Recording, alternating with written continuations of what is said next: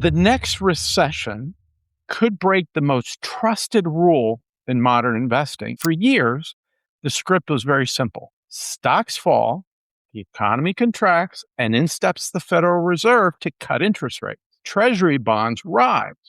The bond side of your portfolio absorbs the impact. That was the airbag. But the next recession, stocks could fall and long-term treasury bonds could fall with them at the same time. Not because the recession is not severe enough, because the government may need to borrow so much money during it that the long-term interest rates rise anyways. Think about what that means. The economy is weakening. The stock market is falling. And the asset Wall Street told you would protect you is sitting beside you wearing the other seatbelt, okay? Wall Street called this diversification because two different ways to lose money tested poorly with focus groups.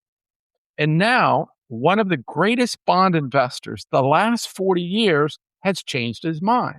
Not about one interest rate cut, not about next month's inflation report, about the economic machinery that made bonds protective in the first place. He believes that machine has begun running backwards.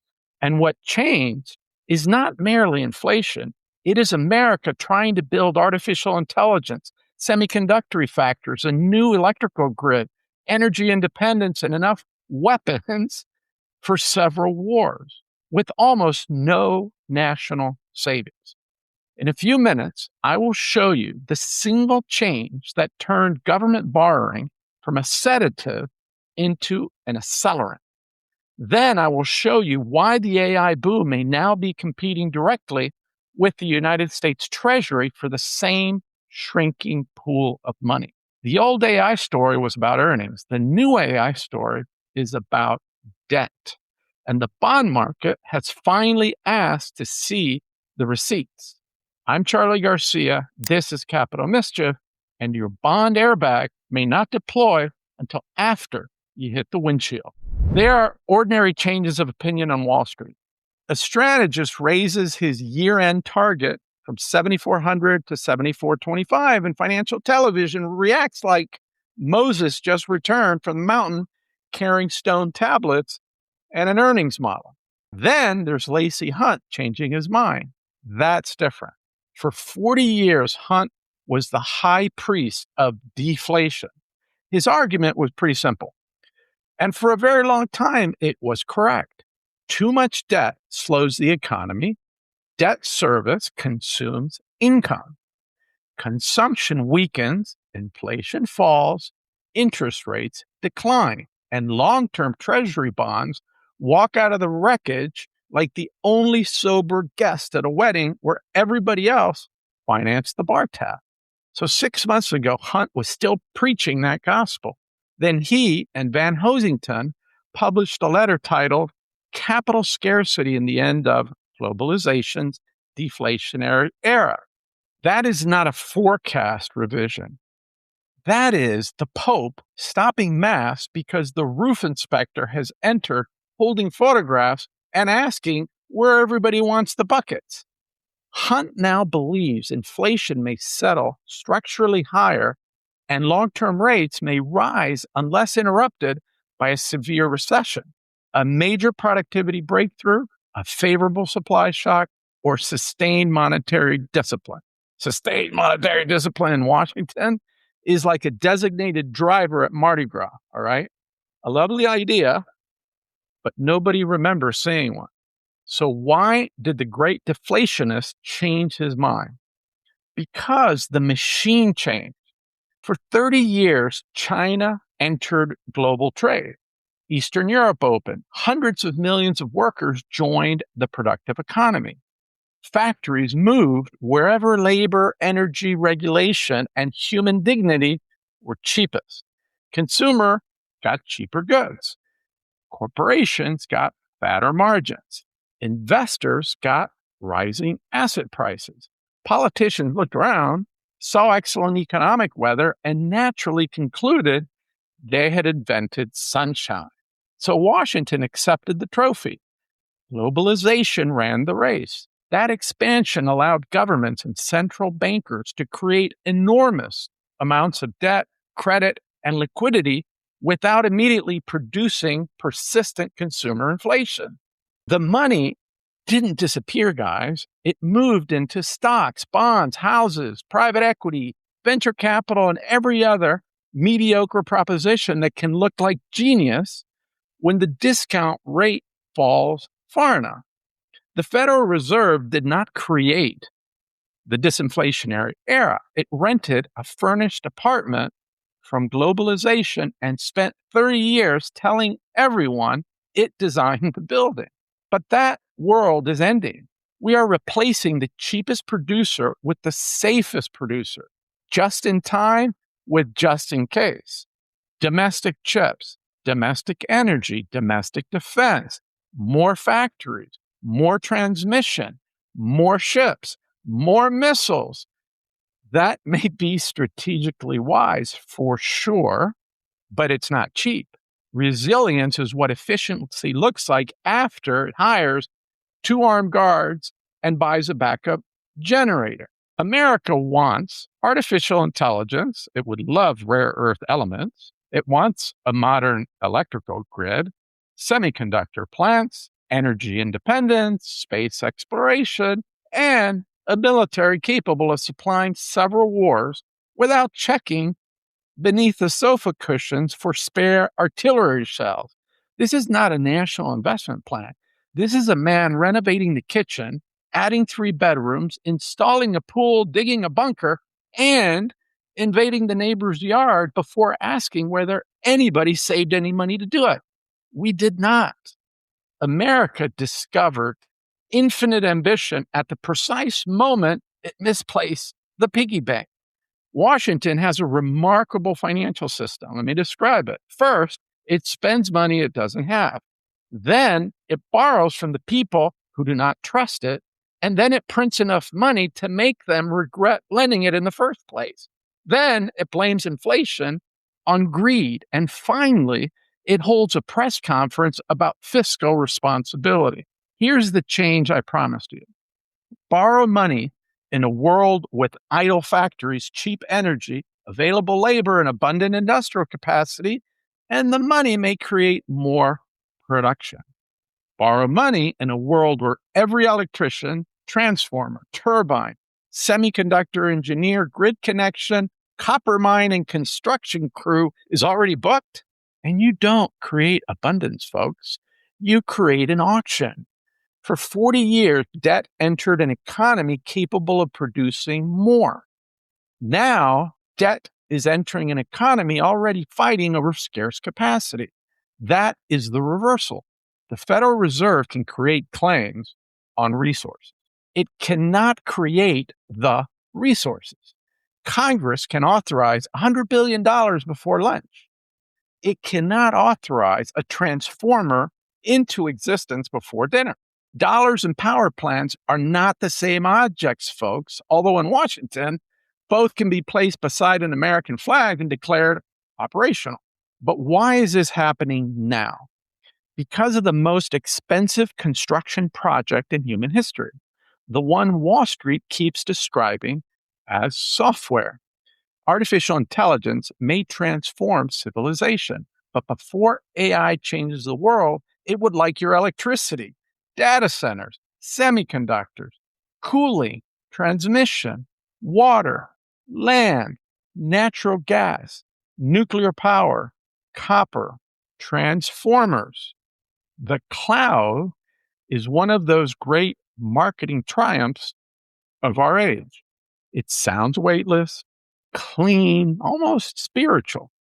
But in reality, it's a concrete warehouse full of machines drinking electricity like sailors who just have been paid. Silicon Valley measures time in product cycles. The electrical grid measures it in permitting hearings, transmission studies, environmental reviews, lawsuits, and the retirement schedule of the 3 engineers who understand the application. Okay? AI may eventually lower the cost of thinking, For the next several years, it is raising the cost of building the place where the thinking happens. And now the bill is arriving in the bond market. The largest AI companies are issuing enormous amounts of debts. We've covered this before. The issue is not immediate default. The issue is market capacity. These companies are borrowing from the same pool of savings needed to finance federal deficits, defense, power generation, housing, semiconductor factories, and infrastructure. AI is not merely competing with other technology projects. It is competing with the United States Treasury. Once that happens, the cost of capital stops being a supporting character. It becomes the plot. For the chart, bond issuance, power bottlenecks, source documents, and companies who benefit this build out, scan the QR code and join me at Capital Mischief on Substack. YouTube is where I explain the crime. Substack is where I show you the fingerprints. Now, we arrive at the part that can hurt you, even if Hunt is completely right about the recession. Here is the answer I promised at the beginning. In the next recession, Treasury supply may overwhelm the bond rally investors are counting on. Tax revenue falls, government spending rises. Interest expense compounds. The deficit expands, Treasury issuance surges, and private buyers are asked to absorb more government paper at the exact moment confidence is deteriorating. Jeffrey Gundlach, who has warned that a recession could push the federal deficit towards 10% of GDP and long-term yields towards political pain, 6%, maybe 6.5%. Then Washington intervenes with what? Yield curve control, financial repression, another emergency facility with a calming acronym and a statement explaining that nobody is being rescued. Financial repression means holding interest rates below inflation so savers lose purchasing power slowly enough that nobody says the word default. It is not technically default. It's default with better table manners. A severe recession could still produce a Treasury rally, but that rally may be shorter, smaller, and less dependable than the traditional 60-40 portfolio assumes. Bonds are not dead. They have been demoted from permanent religion to tactical instrument. They are for dating now. Do not introduce them to your mother, okay? And the Federal Reserve? The Fed is totally trapped, guys. Shrink the balance sheet and expose asset prices built on cheap liquidity. Accommodate federal borrowing and reinforce inflation.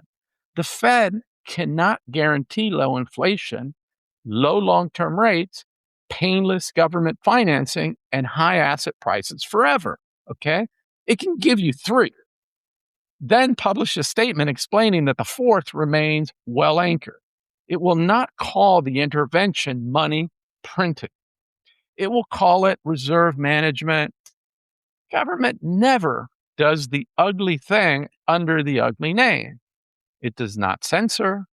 It moderates. It does not spy. It collects metadata. It doesn't destroy your purchasing power. It supports orderly market functioning. That is the great achievement of modern government. It cannot stop the building from burning, but God, it can rename the fire.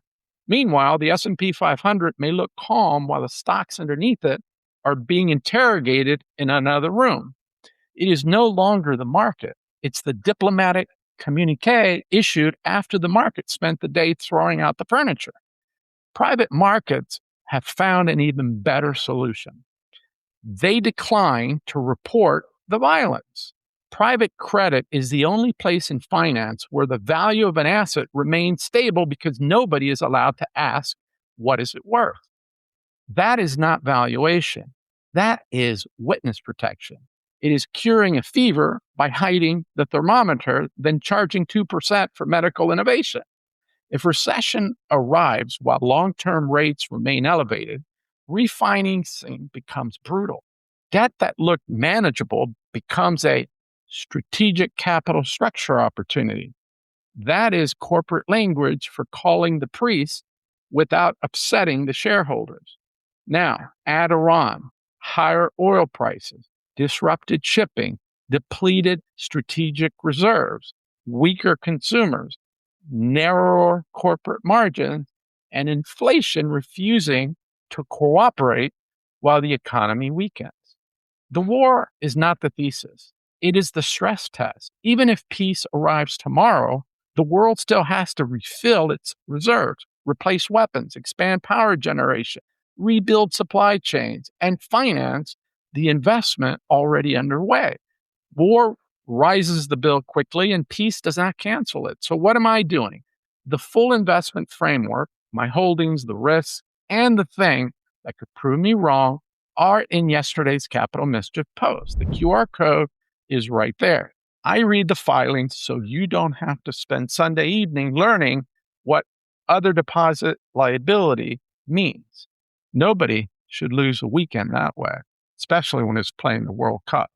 And I'm not selling every bond and buying a wheelbarrow full of silver. That's not an investment strategy. That's a photograph taken shortly before somebody explains storage costs. I prefer cash, treasury bills, short-term duration, high-quality fixed income. I will add duration when recession creates a genuine opportunity, not because a pie chart designed in 1987 says I need 40% bonds until death. I own gold, silver, because the government's principal response to arithmetic is increasing a communication strategy. I own Bitcoin because scarcity matters, although Bitcoin is volatile, it's good money. And I own energy because the economy still runs on molecules, which has become awkward at Davos. I own natural gas and LNG because data centers need dependable power when the sun goes down and the wind takes a personal day off. And I own the physical toll roads beneath AI, power equipment, semiconductor factories, chip tools, connectivity, memory, industrial gases. The diggers may be wrong about what lies at the end of the tunnel. They still need electricity, chips, tools, cooling gases, and something solid to stand on while they pray. And I keep cash because cash is not surrender. Cash is the legal right to buy something from someone who has confused a margin call with an investment philosophy. Lacey Hunt did not abandon his framework. He followed it to a different conclusion. Labor is scarcer. Globalization is fragmenting. Energy and infrastructure are constrained. Investment demand is exploding. National savings has nearly disappeared in the United States. And the economy cannot manufacture physical capacity as quickly as Washington can announce it. For 40 years, globalization lowered costs. Interest rates declined. Frightened capital fled into the dollar. And the Federal Reserve answered every crisis by making money cheaper. Those were not eternal laws. They were favorable weather, and the weather changed. At the beginning, I told you the safest part of the traditional portfolio may be filled with concrete. Now you know why. The airbag was designed for falling inflation, abundant savings, expanding globalization, and a government whose borrowing became easier to finance during recession. That world, folks, is gone. Adios. The next recession may still make bonds rally, but the rally may arrive late. It may end early, or the airbag may deploy only after the windshield. I am not positioning for permanent inflation, permanent war, or permanent government failure. Although Washington approaches that last category with admirable bipartisan commitment. I am positioning for capital scarcity, monetary volatility, geopolitical fragmentation, and a system repeatedly forced to choose among protecting the currency, protecting the bond market, protecting the economy, and protecting the politicians who promise to protect all three. The choice will be made again and again under pressure with the new acronym, believe me, and with somebody standing at a podium insisting nobody could have seen it coming. The last great deflationist changed his mind because the machine made a sound he had never heard before. Wall Street is still debating whether the warranty covers it. And that is usually what happens shortly before everyone discovers the machine was rented from history. For the charts, sources, portfolio details, and the full argument, scan the QR code and join me at Capital Mischief on Substack. It is where finance goes after television has finished removing the useful parts. This reflects my own views and positions, of course. It is not personal investment advice. Do your own damn work and consult someone who understands your circumstances before acting and keeps you from doing stupid things. May the mischief be with you. I'm Charlie Garcia, and this is Capital Mischief.